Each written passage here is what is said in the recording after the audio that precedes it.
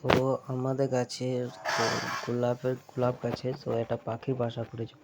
পাখিটার নাম হচ্ছে টুনটুনা পাখি। তো ওর পাখির বাসাটা ভেতরে পাখিটা ডিম দিয়েছিল। ডিম দেওয়ার পর 3 থেকে বাচ্চা দিয়েছে। বাচ্চাগুলো দেখো কেমনভাবে হা করে আছে, মুখটা বড় করে, যে আমি দিয়েছি সেই জন্য মনে হচ্ছে যে ওর মা ওকে খাবার দেবে বলে এসছে। সেই কারণে যেন পাখিটা এরকম করে মুখটাকে এরকম করে বসে আছে। আর দূরে গেছে বলেছে, ক্যামেরাটা একটু আবছা লাগছিল পাখির বাসাটাকে, আর পাখিটার ঠোঁটটা পুরো বোঝা যাচ্ছে।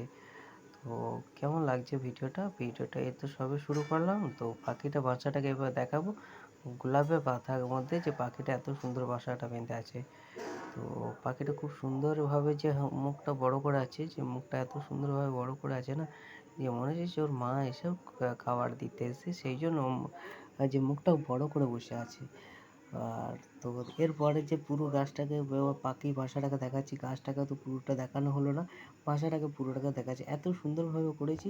আর এইভাবে আস্তে আস্তে দেখি পুরো বাসাটাকে দেখাচ্ছি ঘুরিয়ে ঘুরিয়ে, যে বাসাটা কত সুন্দরভাবে করেছে, যে মনে হচ্ছে যে নারকেলের ছোবড়া যে আছে, যে নারকেলের ছোবড়া ওইগুলো দিয়ে বের করে করে করে ওই যে বাসাটা এত সুন্দরভাবে তৈরি করেছে।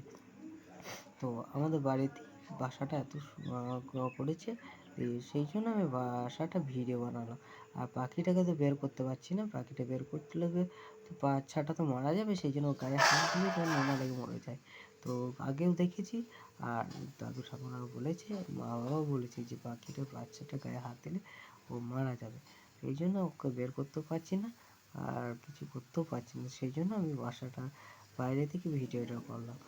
আর এইভাবে ভিডিও করতে করতে এত সুন্দরভাবে, তারপরে যে আর বেশিটা কিছু না নয়, তো বাসাটা দেখতে মানে পাখিটা দেখার জন্য ক্যামেরাটা সামনে নিয়ে যাচ্ছি, তা দেখতে পাচ্ছি না, শুধু ঠোঁটটাকে দেখতে পাচ্ছি।